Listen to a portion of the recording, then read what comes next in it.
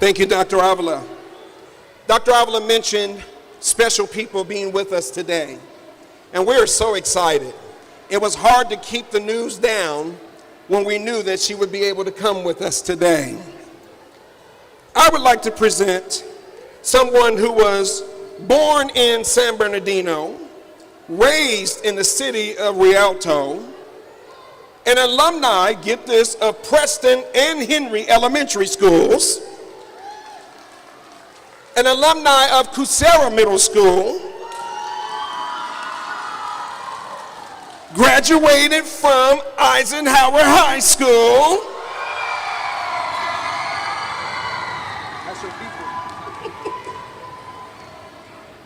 went out into the world and earned a bachelor's degree in radio, TV, and film at Cal State University, Fullerton, has a career journey that has taken her to Atlanta, Georgia, where she is an award-winning television news producer for the legendary cable news network CNN. That's big time, you guys. That's big time. But it gets better than that. Somebody say it gets better. She is the recipient of 2 National Emmy nominations. She is the winner of the 2020 National Emmy Award. And she's here with us today in the great city of Rialto. Can we please give a very warm Rialto welcome to our very own, because she's family, Vanessa Rumbles.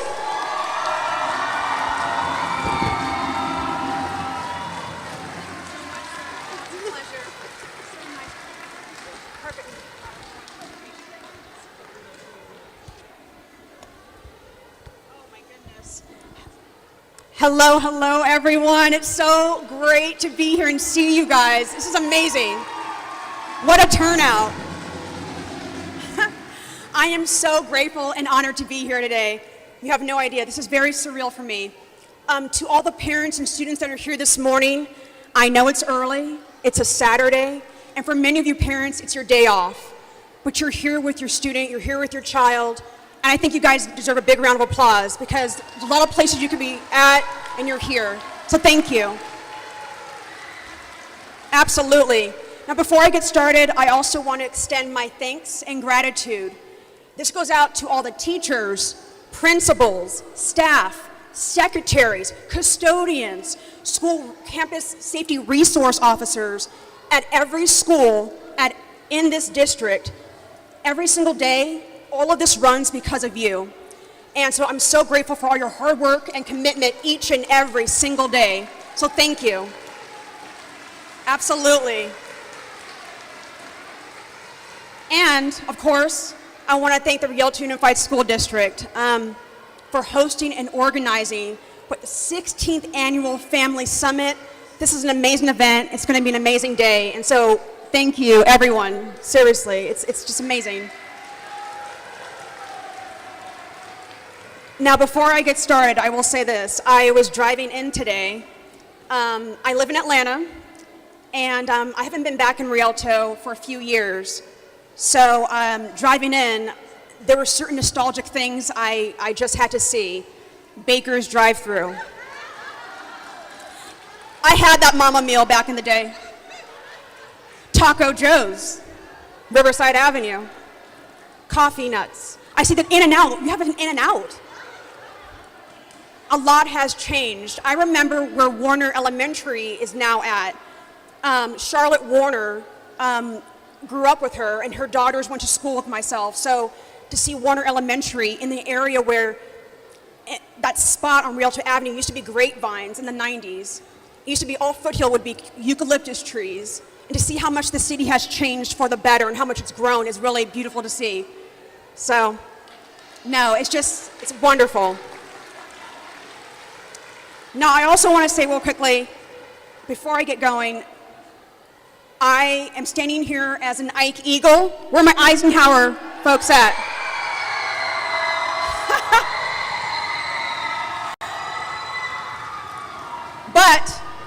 I had many friends who went to Rialto High School, so I come in peace, guys. Rialto High, I have nothing but love, nothing but love.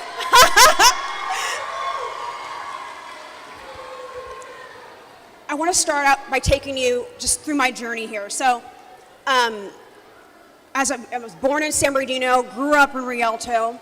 I'm half African American, half Hispanic, so Blaxican. And yeah, there we go. And you know, I've been where you guys are. I mean, my childhood was here, and I have so much love for this city. So I started out as a student at this district. I'm going to show you through kindergarten at Preston Elementary. So this was my first day of school, 1990. I'm dating myself. And my teacher at the time, Mrs. Mary Williams, I was reading in front of the class here at Preston. So I did that for elementary school. Henry, I attended from first. Yes, right, Henry Hawks. I was a Henry Hawk from 1991 to 1996. My first grade photo. My second grade perfect attendance ceremony. It's a good old Polaroid. Ask your parents about that. 1995, fifth grade at Henry. 1996, take a look at that hair, yeah. But also, I attended Casera Middle School. We're my Coyotes. You're looking at an original 1997 uniform right there. It was part of the drill team. So, there you go. And of course, Eisenhower High.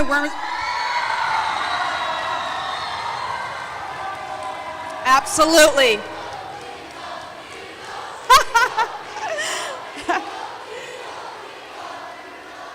I love it. Now, real quickly, before preparing for these remarks, it's important for me to tell you guys the people and the teachers and educators who made an impact in my life. Mrs. Mary Williams, Preston. Mr. Damian D'Antonio, Henry. Mr. Douglas Yunker, Henry. Former Casera principal, Dr. Mitch Hovey. Mrs. Judy Nolan, Casera.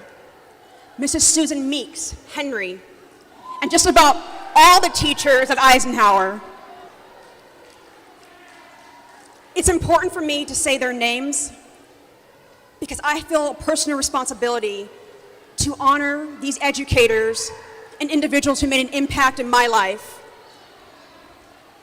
I met some of these teachers when I was 5 years old, and now 33 years later, I'm still in contact with them, and we're still friends. That's how much they mean in my life. There were constant reminders at home. I live in Atlanta, Georgia now, and on my bookshelves, there are yearbooks, birthday, holiday cards from my grade school teachers at Henry and Preston and Casera. And it's amazing the words, how they stick with you today, all the positive encouragement and affirmations. So I feel indebted to say their names because I wouldn't be here on the stage without them. Absolutely.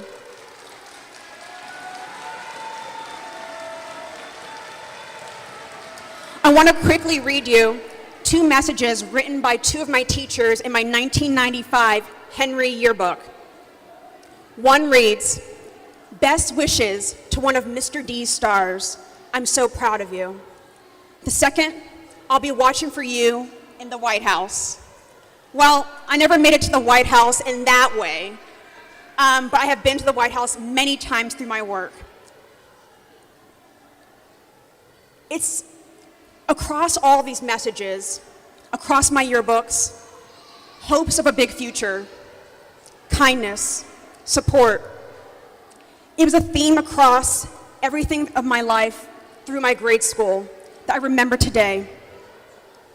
I was fortunate enough to grow up with parents who believed in the value of a good education. But I'll be honest, reading and learning for me were often an escape. From animals to science to creative writing and art projects, I loved being able to immerse myself in an art project. I was very young, maybe around 7 years old, and I didn't understand the details of what was going on, but I was a nerd and I loved watching the nightly and morning news. I would watch KTLA and watch Fox. So now I'm going to show you guys, make a reference here. It was around this time in 1993, I was at Henry, and I had a third grade teacher, and he gave us what he thought was just an average homework assignment. This, kids, is a boombox. And with this homework assignment, we were tasked with either reading or watching something we saw on the news or heard on the radio and reporting that to our class. We had to tell the news of the day. Little did he know, that homework assignment that he gave on a random day stuck with me 30 years later. So I would take this boombox and I would play a blank cassette tape inside of it. As you see here, ask your parents, grandparents. And what I would do is I would mimic myself, recording myself, watching the news or what I heard on the radio. You'll have to forgive me, here we go. Hi, I'm Vanessa, and you're listening to the IE's hottest music, 99.1 KGGI.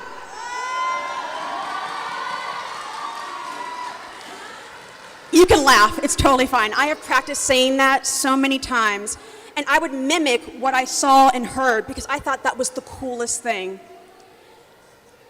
And of course, all of this took place while my mom, who's back here today, was vacuuming, so she couldn't hear me because that would have been embarrassing. Yep. Yay, Mom. Fast forward many years later, I was a student at Cal State Fullerton in my junior year, and I was walking with my professor. We had happened to catch an elevator together, and I had told him my dreams to work in broadcast news.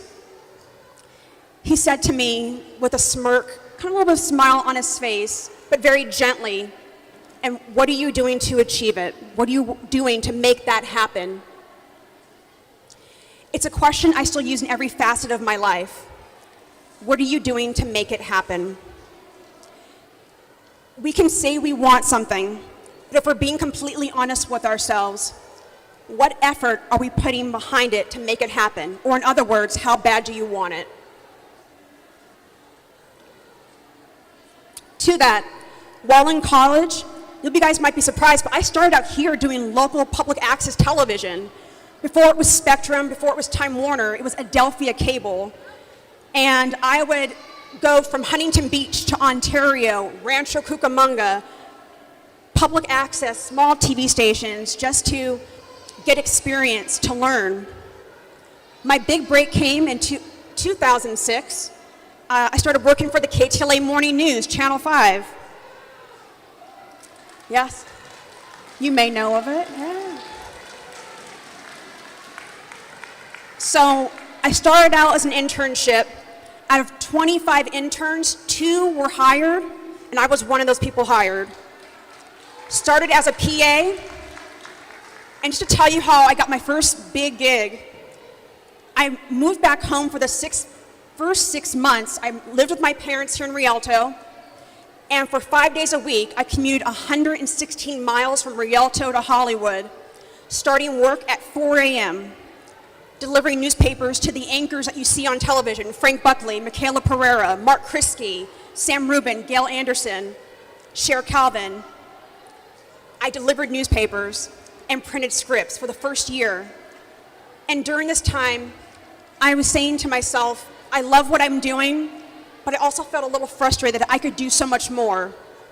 And really, I share this with you because success, almost always, success isn't just instant. It's baby steps, and it's a process, and you have to work your way up to where you want to be. And there's something special in the patience in working your way to where you want to be, in achieving your goals. But let me tell you this. I walked in that KTLA newsroom making my $8 an hour with a big smile on my face because I was so grateful to be there and grateful to represent Rialto. and the fact that I was there. I'm a huge believer that our attitude determines our altitude in life, meaning how high we will go. I know there's some things in life that we face setbacks, challenges, you don't believe in yourself, but you have to stay positive, you have to stay determined, and you have to stay committed to your goals. Eventually, I worked at NPR, PBS, Fox, SiriusXM, made to CNN, where I'm now producer for CNN News Central, the weekday morning show. As a producer, oh, thank you. Absolutely. As a producer, it's my job to decide what news we cover for that morning in my 1-hour show.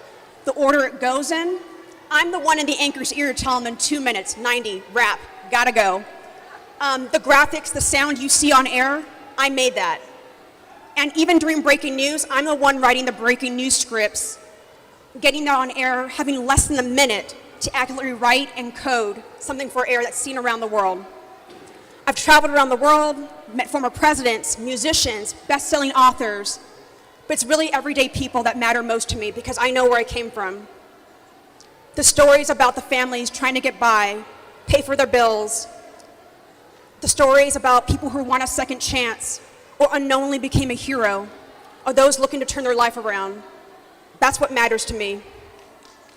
And that brings me to you guys. This year's theme for the summit is Champions of Change. If you're a student here, could you please raise your hands, no matter what grade you're in? Could you raise your hands, students, students, students? I want to speak to you guys today. I believe that each of you has a responsibility as a student. Every single one of you has something that you're good at, and every single one of you has something you can offer. And that's the opportunity an education can provide. Today, I want to encourage and empower you to unlock your full potential as a student with everything you have. When you do that, you learn. And when you learn, you grow. New ideas are formed. No matter what age you are, you have the power to create change, not only in your classroom, but in your school, in your community here in Rialto, and in life. Look, it does not matter if your zip code is 92376 or 90210. Let me tell you, you have the power to achieve whatever it is you dream of. And if you don't know what you want to be yet, that's okay. But you know what you can do? Be the best student you can be. When you do that, it unlocks gifts and talents and abilities inside of you can share with the world. Education is not only preparing you for success in life, but success you can be a champion of change. I get it. I sat where you guys were. There will be some subjects you study you may not like. Some homework assignments you go, why am I doing this? How is it relevant to my life? But stay focused, work hard, and I want you guys to dream big. In fact, I want you guys to have the biggest of dreams. I want to come back years from now and know that you guys have done everything you could to work hard and make those dreams a reality. I say this because I sat where you were.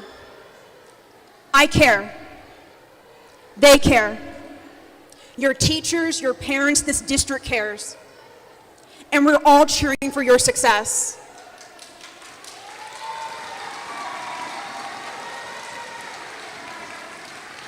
And even if you're struggling or feel discouraged, never give up on yourself and never let anyone tell you the dream is too big or impossible, or never let your environment stop you from where you want to be. I wish you guys nothing but the best for this school year and in the road ahead. Thank you guys so much for this honor. It's great to be here today.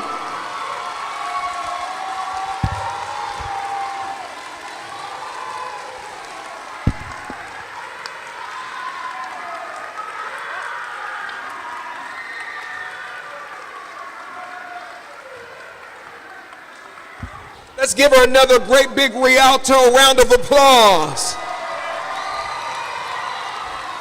all the way from CNN News Network. Rialto does big things.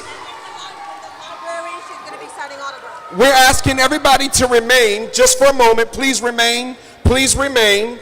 She's going to be signing autographs later in the auditorium. But I want to ask our superintendent, Dr. Avila, to come back for one more introduction. All right, second spectacular guest that we have for you today. We've been working for months trying to secure a visit.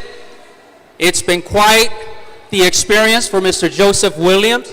But today we have our State Superintendent of Schools, Mr. Tony Thurmond, with us. Let's give him a big round of applause.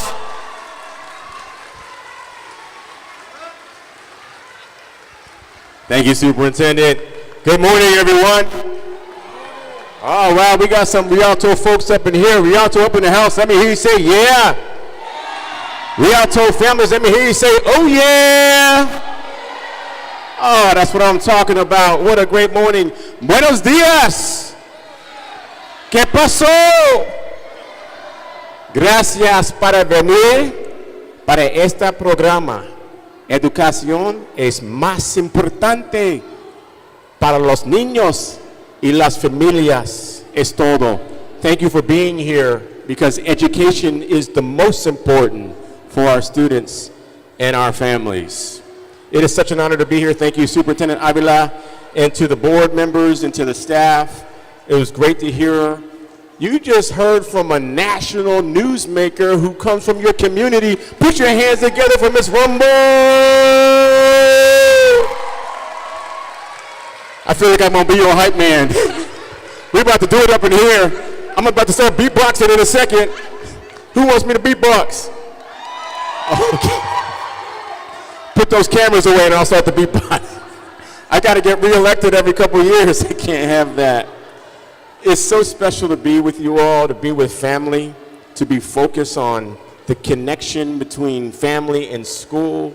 It's some tough times out here, but I tell you something, education will help you to live your dreams, whatever it is. Ms. Rumbles talked about making $8 an hour.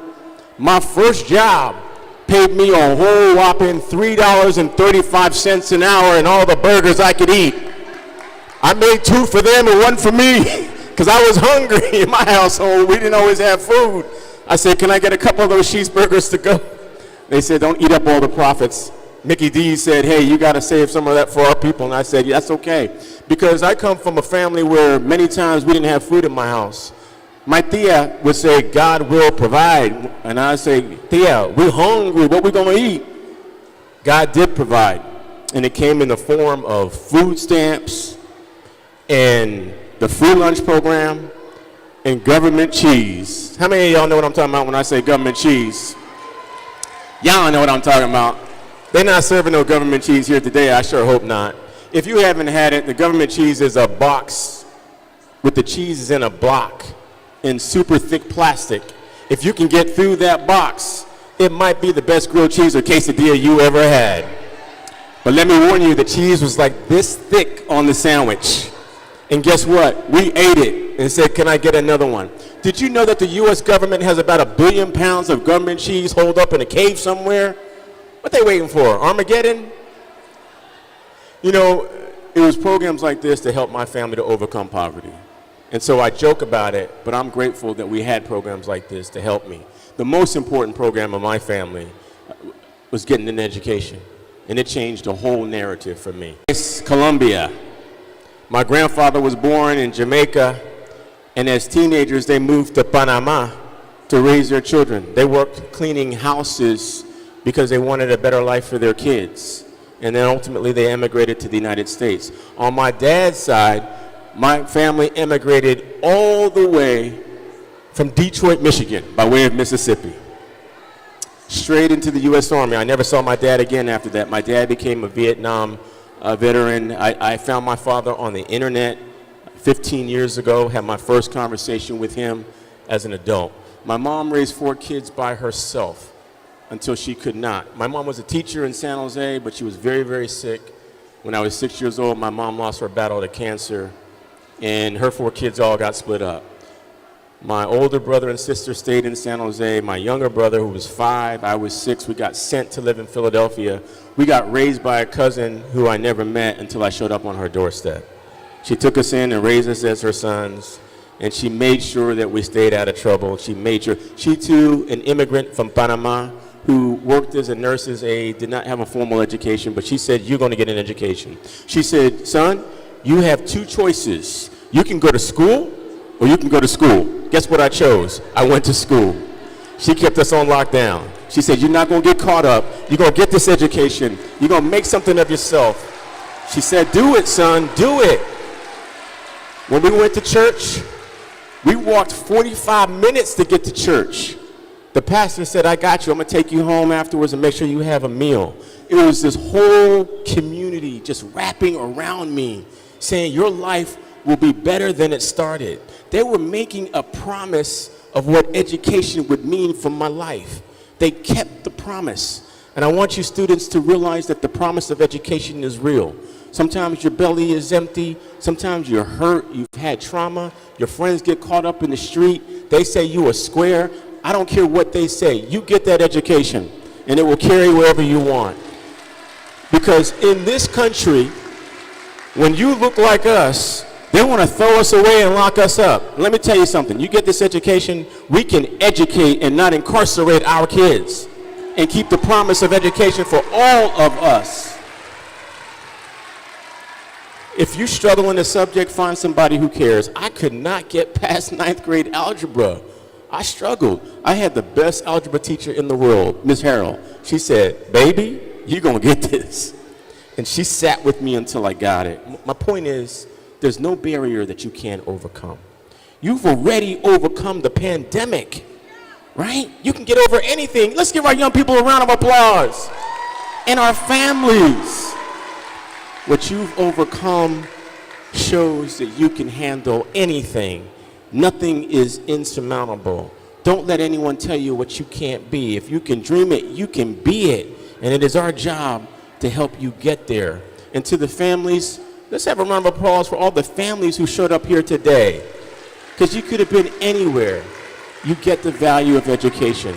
This is an incredible school district. I love coming to Rialto. This is my favorite district. This is my favorite.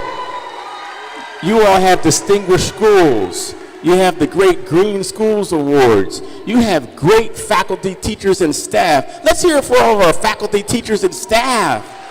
Incredible. This is a special place, and you students are special people, and we are here to have your back in whatever you want to do. We're out here right now, and I'm starting a new program. I hope some of y'all will sign up for it. I'm going to get a paid internship for all of our students in high school to learn about our pathways. Raise your hand if you want a paid internship. Raise your hand if you want a paid job. Come on, we got the executive producer of CNN up in here. Y'all going to be on TV. Look out for Ms. Rumbles. She's doing stuff.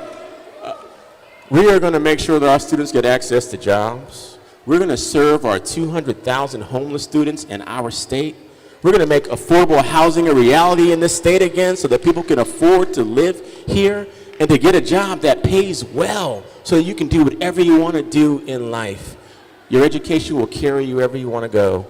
Education is the promise of the future that you want. And that future starts today because you showed up on a Saturday to say we care about education here in Rialto. So thank you for being here. God bless you. The state superintendent has your back, and together we will see you live all of your dreams. Thank you so much. Thank you, thank you, thank you.